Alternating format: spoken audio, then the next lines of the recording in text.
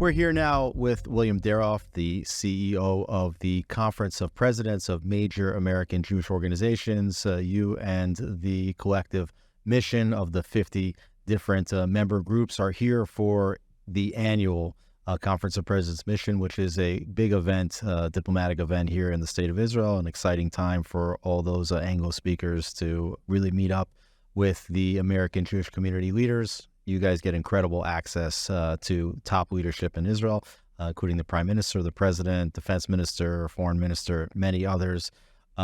Great to have you back in the country. Great to have you here in the JNS studios in Jerusalem. It's a pleasure to be here. I'm a longtime JNS podcast watcher and listener, and pleased to be here in person.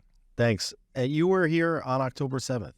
I was here on October 7th. I landed at Ben Gurion on that Thursday, October 5th, and I took the train from the train station into Jerusalem and then took the light rail on Jaffa Road. And I remember thinking as the light rail was passing the Shuk, Machne Yehuda Shuk, how bustling it was. There was so much activity and so many people just smiling and families engaging. And then we went to the next stop, the Ben Yehuda pedestrian mall, and it seemed like the entire Bnei Akiva was there and all of Birthright was there. Really, since COVID, we hadn't had that many people in Jerusalem. I remember that Sukkot was It was awesome. amazing. And I literally thought to myself, COVID is over, Israel is back.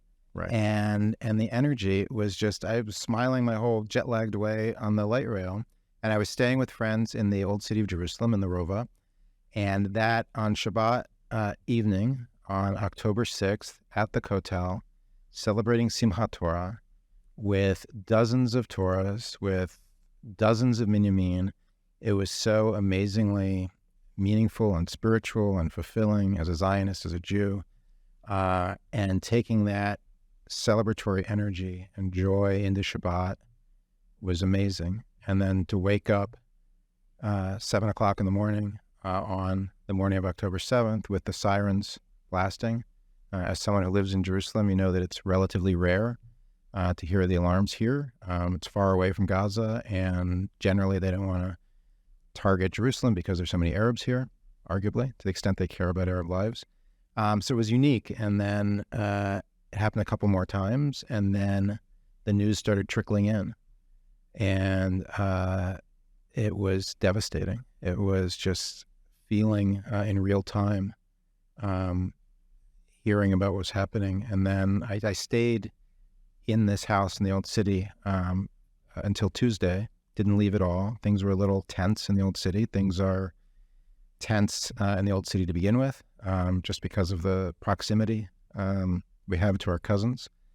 And leaving early on that Tuesday morning, I stopped by Kever Rachel, which I try to do when I do a late night, early morning flight. Rachel's tomb. Yes, Rachel's tomb, which is just in the south of Jerusalem, bordering Bethlehem. And it was empty. There was no one around because there was just no one around anywhere. And at the airport, it was amazing that it was the first time I'd had like a fulfilling time in an LL line. The flights were canceled. People were trying to get out. And we were all devastated. And I've never seen a more considerate and compassionate crowd. People, fine if someone wanted to cut in line in front of them. We just like going with the flow. And it was an amazing sort of immediate place of unity amongst a number of strangers who happened to be at the airport. So you got back to America on Wednesday after. I actually went through Europe because I was speaking in Europe in Sarajevo. It was just a pre-planned speech to the European Jewish Alliance, and then went back to America and was there on Thursday. And the following Tuesday, we had a fly-in in Washington where 350 American Jewish leaders from the Conference of Presidents, from Jewish federations and other organizations came to Washington. And we heard from, at the historic 6th and I Synagogue, and we heard from a member of the cabinet. We heard from the leadership of the House and the Senate, Republican and Democratic leadership. We heard from a survivor from the Nova event who, like many of the stories, was one of 10 people who survived in one of those bomb shelters where 40 people in front of her died, and she was for hours beneath bodies. And then from there, 50 of us flew here for an emergency solidarity mission, where we saw the prime minister and the foreign minister and the defense minister. This must have been one of the first missions to come in Israel. Yeah, we were the first national mission to come in, and among the first. And I've been back twice more, and it is palpable, the connection between American Jews and Israeli Jews, that we're all one people. One thing, a couple things. I've cried more, try not to cry now. I've cried more in the last 4 months than I think I've cried in my life.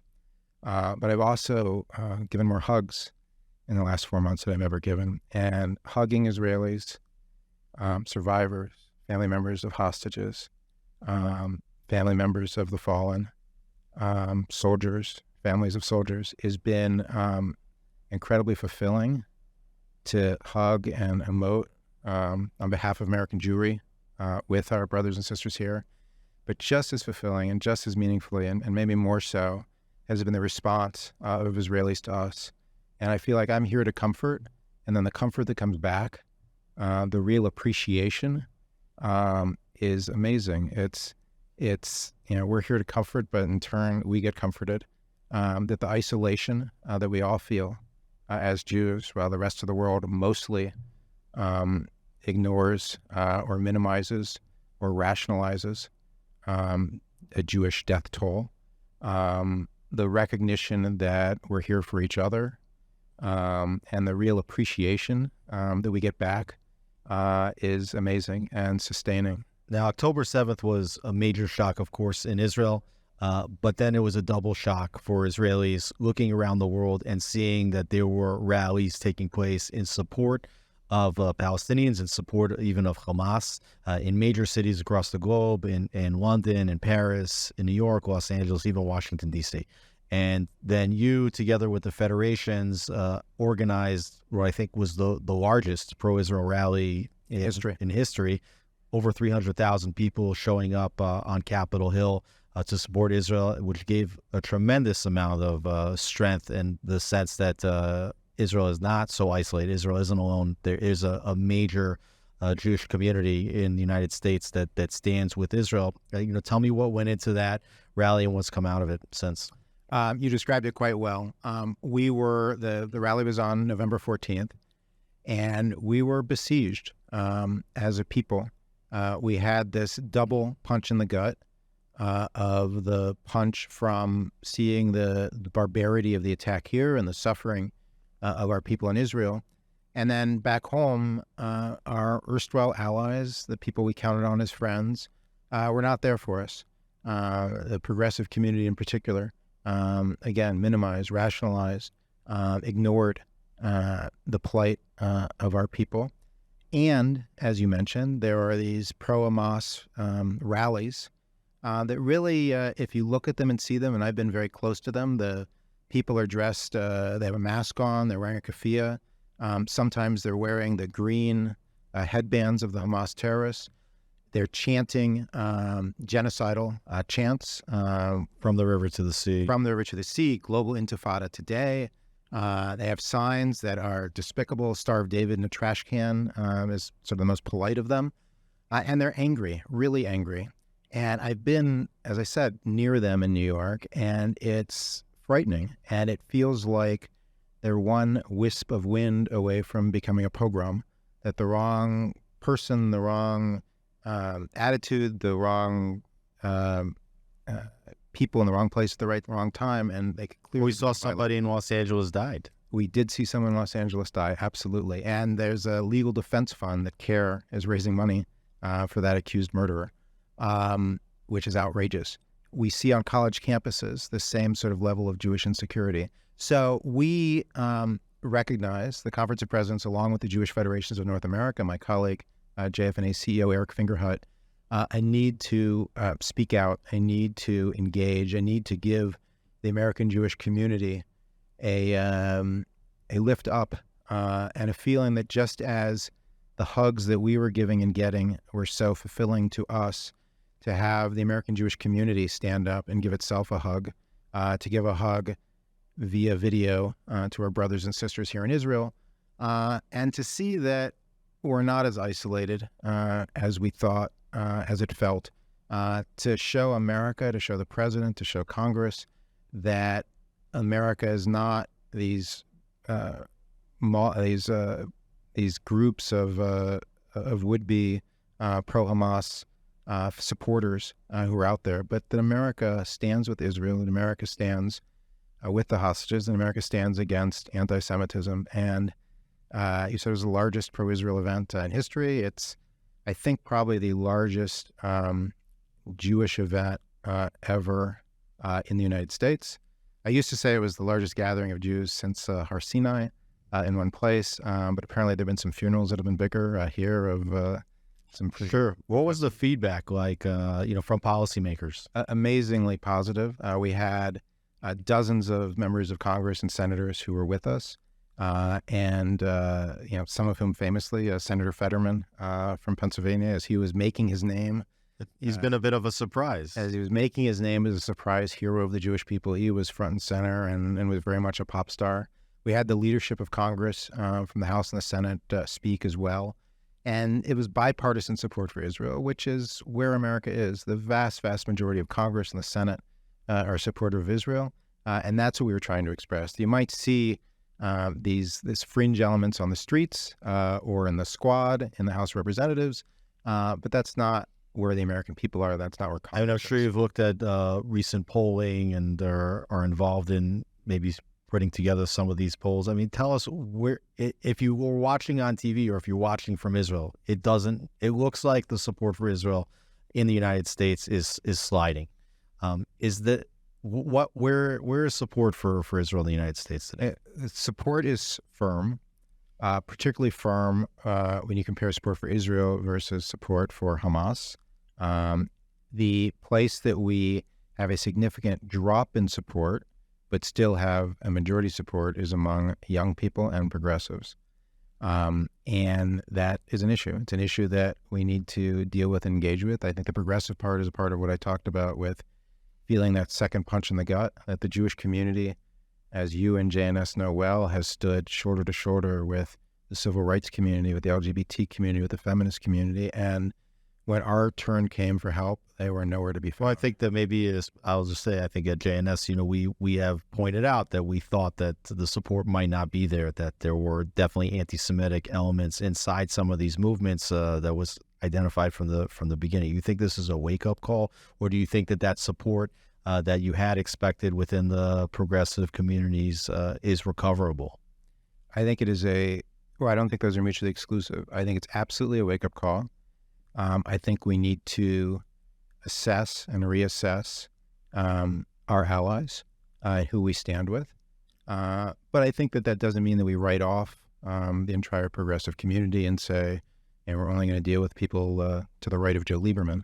I think that I think there's a lot of work to be done, but I do think we need to assess communal resources that are put into these allyship programs to ensure that we're not putting good money after bad, for sure.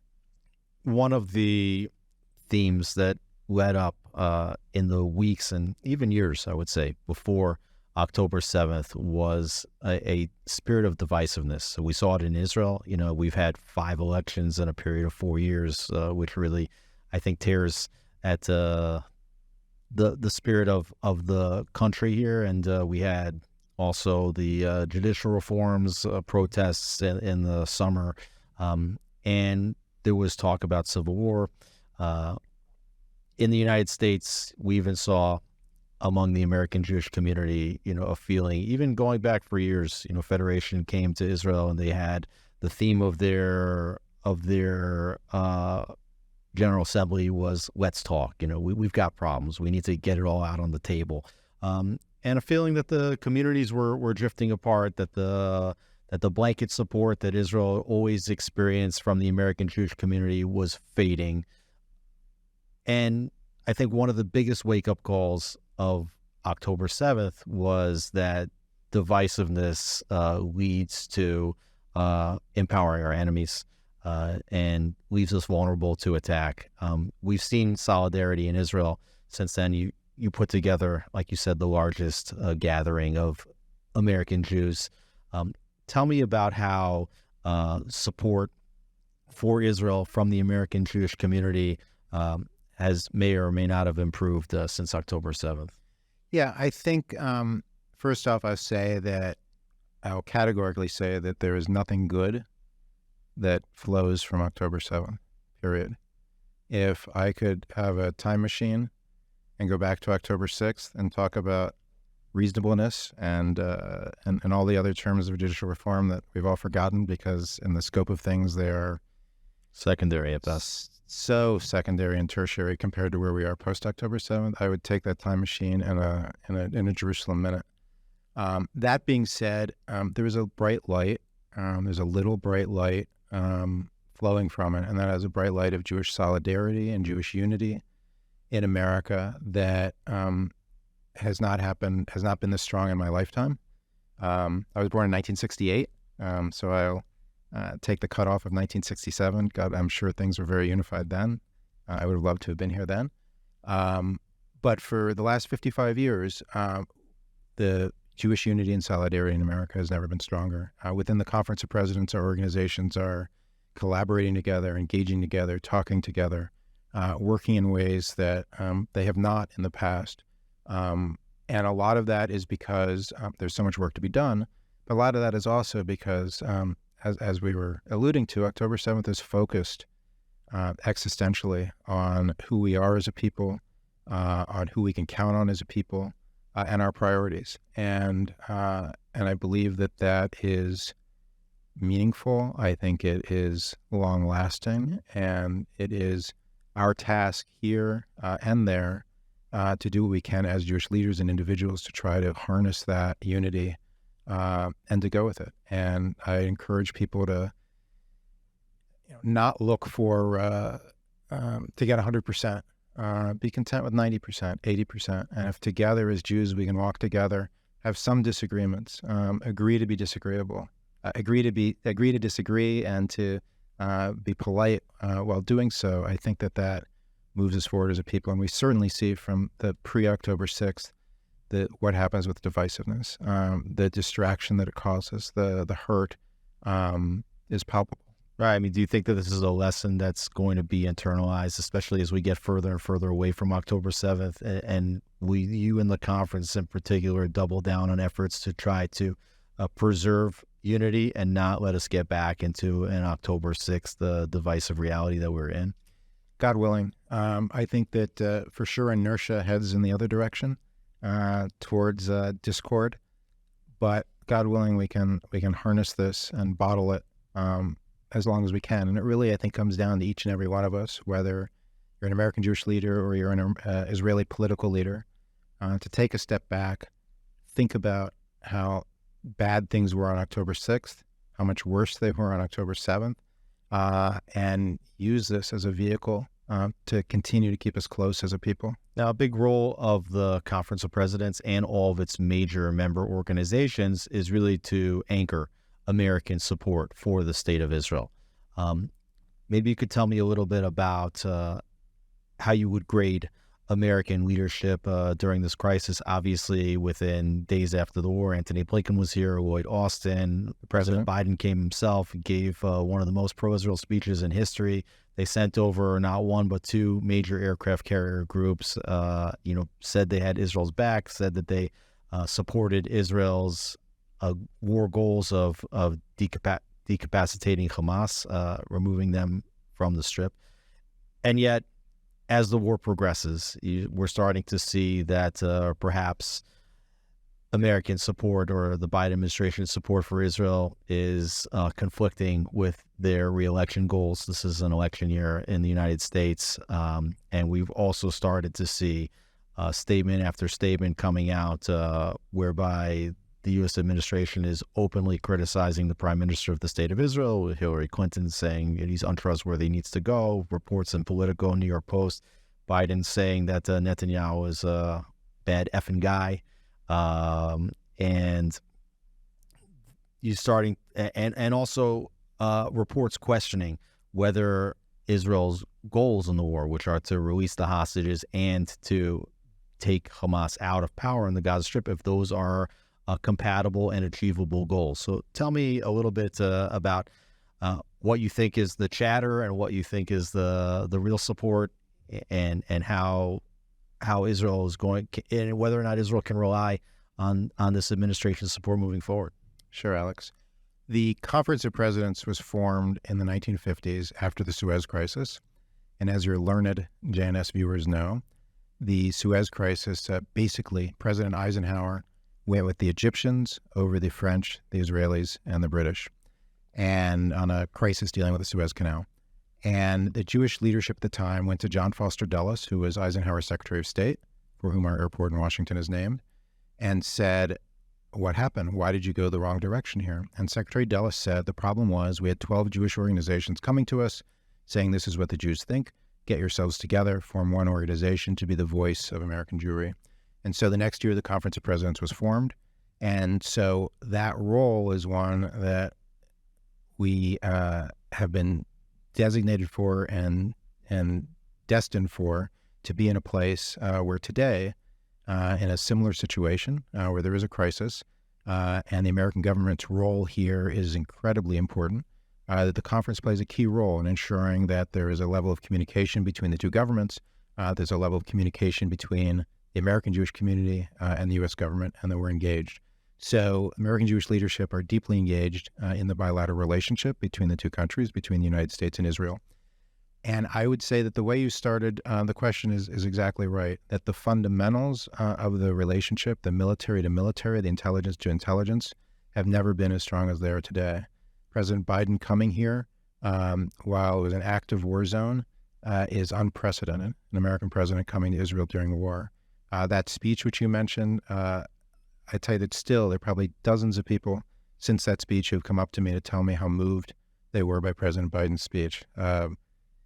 Battle-hardened combat folks, Shin Bet folks, and taxi cab drivers and everything in between.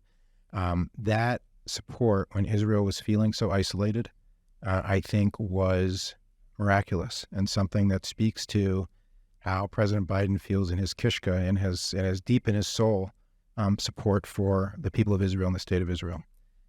In the 4 months that the war has progressed, the United States has been incredibly instrumental in Israel conducting its war aims and conducting the war, as far as supplying armaments and rockets and missiles and anti-tank devices and the like, in a way that, again, is unprecedented. Secretary Blinken, in fact, bypassed Congress to get weapons here because he wanted to get them here quickly without going through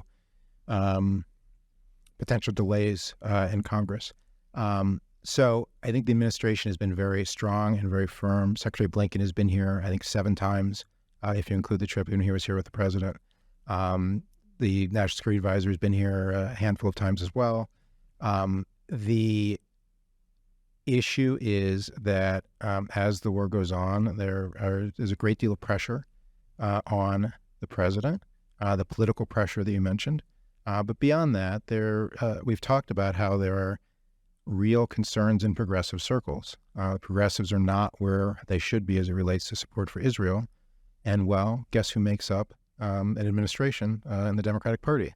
It's not filled with right-wing evangelical Christians. It's filled with progressives who want to promote a progressive agenda. And so within the White House, within the State Department, there are elements that don't give Israel the benefit of the doubt. There are elements that didn't give Israel the benefit of the doubt on October 6th and aren't going to give them the benefit of the doubt on October 8th. And so this is a fight that we have within the bureaucracy and within those circles. And it's not new. The State Department has been a cesspool of anti-Semitism going back to the British Foreign Office. And so the elements there are not on our team. So that's a current that we're running against. We're also running against the wall-to-wall coverage of Al Jazeera and TikTok and social media that shows the devastation in Gaza, devastation which is Hamas's fault. That is Hamas's, that would not have happened but for the terrorist and barbaric acts of Hamas. And it creates wind. Now, your question was a good one, which is basically how much of this is noise and how much of it is talkless, how much of it is like real. According to the people I've spoken to in the Israeli government and in the American government has not demanded anything. They have not said, you must do A for us to support you. They have not said, if you do B, we will not support you. What they've said is they're trying to give advice. They're giving guidance. This is how we feel Israel should engage in this part of the war or this part of the effort. The feeling is that America is held accountable and responsible for what Israel does, and therefore America should be able to whisper, sometimes loudly, sometimes softly, into the ears of Israeli policymakers their views of how they believe Israel should act. But again, what I've heard from the Israelis and the Americans is there's no red line, there are no demands, and there are no commands. And at the end of the day, what the United States government is giving Israel is what no other government in the world, with all due respect to the Argentinians and the Micronesians, have done, which is to give unconditional support for Israel's war aims, to decapitate Hamas, and to bring back the hostages. And that's just not something we hear from anybody else. And so, bottom line, I think we should give positive reinforcement to President Biden. We should be thankful. We certainly should call them out when there are policies that are not helpful. And I did last week call out and criticize the executive order that was signed about vigilantes in the West Bank. But I think that the sort of overall mural is one that's beautiful. Well, one of the worries here is that we're starting to see reports that the State Department is exploring whether or not they would recognize Palestinian statehood, irregardless of any negotiations or peace process between Israelis and Palestinians. We also saw in the UK, David Cameron, the Foreign Secretary, basically saying the same thing, that the UK could consider recognizing Palestinian statehood. What position would the conference take? Would the conference actively oppose the idea that a Palestinian state could be the outcome of October 7th and Israel's war against Hamas? I think it is ill-timed and ill-advised to be talking about a two states today in a way that implies that this is something that is a short-term reality. Having been here in Israel, from left to right, if you talk about two states, people will look at you wondering if they're not hearing your English right, and then they'll either laugh or cry. The idea that right now the people of Israel are ready to go the extra mile to have comfort and confidence that some sort of Palestinian entity would be an entity that would be peaceful and promote security is outrageous in the Israeli concept at the moment.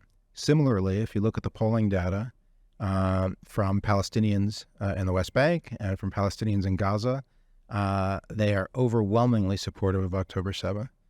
In the high 80s in the West Bank, a little bit lower in the 70s in Gaza. Presumably they see the impact of what Hamas did to them. So you have both peoples who are not in any sort of mindset to be in a place to bring about reconciliation. And so to shoehorn externally some sort of statehood on two peoples who are totally not ready, I think misses all of the lessons of the last 40 years. That being said, I think it is helpful for there to be some sort of aspirational goal for what the situation looks like between Israelis and Palestinians after the Gaza conflict. I think it is helpful for there to be some light at the end of a tunnel, whether it's something along the Bar Ilan University speech that Prime Minister Netanyahu made in 2009, where he talked about a demilitarized entity that recognizes Israel's right to exist as a Jewish state. Aspirationally, many years from now, once there is faith that, frankly, the Palestinians are interested. I think that aspiration is helpful for the Saudis and the Gulf states who are looking to engage with Israel, but need some sort of assurances that after the war, it's not just going to look like October 6th, that they need those assurances for themselves. They need those assurances for their own streets, that they're not just buying into, an Israel that is status quo, that's not going to change.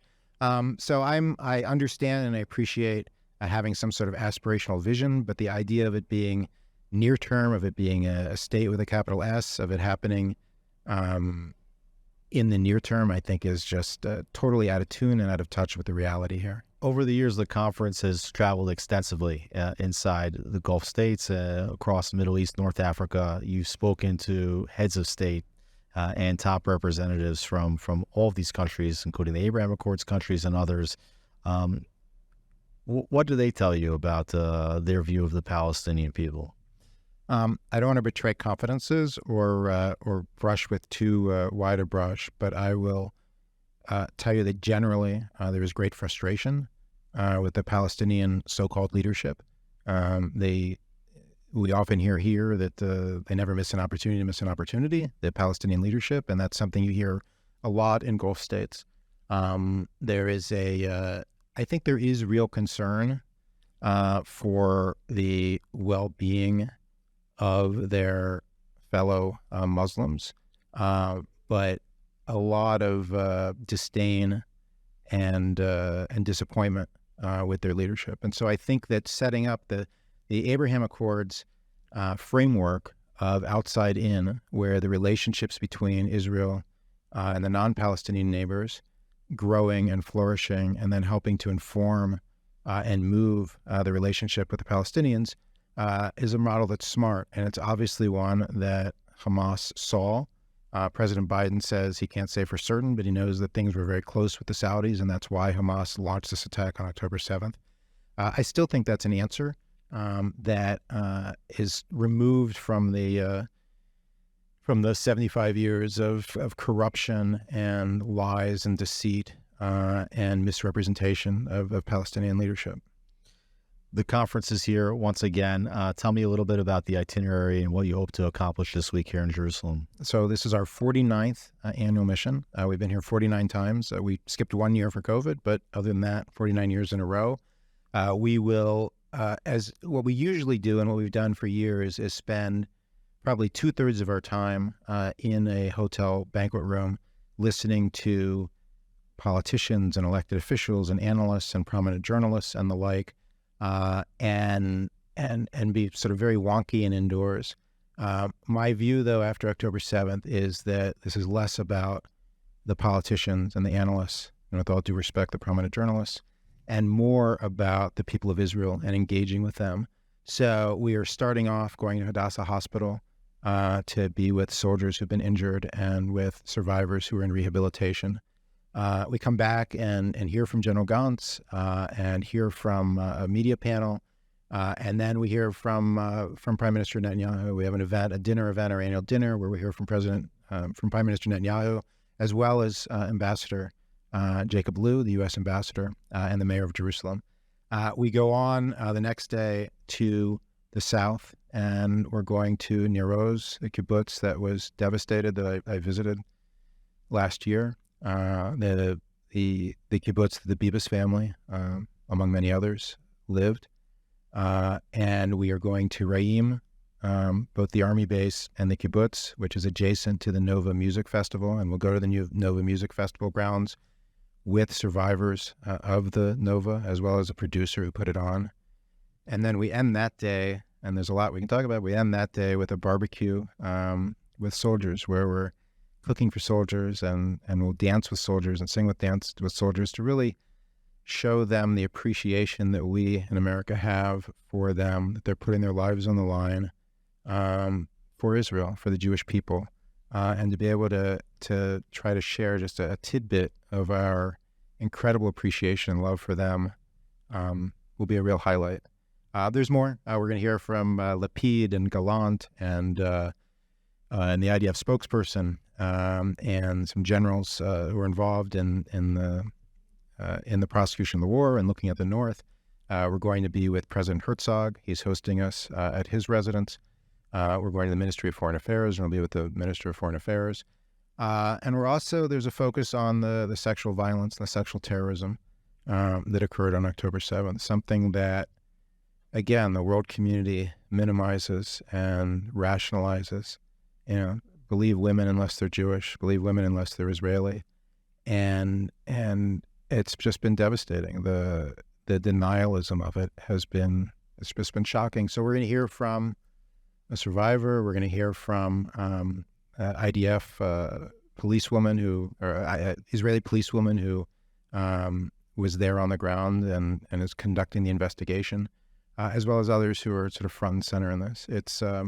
But the bottom line is we're here to hug and be hugged, to show Israelis of all shapes and sizes that the American Jewish community is here for you and with you, that we feel your pain, that we are crying with you, that we look forward to the day that we can laugh with you, and that God willing we'll be together, God willing, this trip to open some champagne and celebrate the liberation of our brothers and sisters who are being held hostage. William Daroff, CEO of the Conference of Presidents of Major American Jewish Organizations, thanks so much for being with us. Thank you, Alex.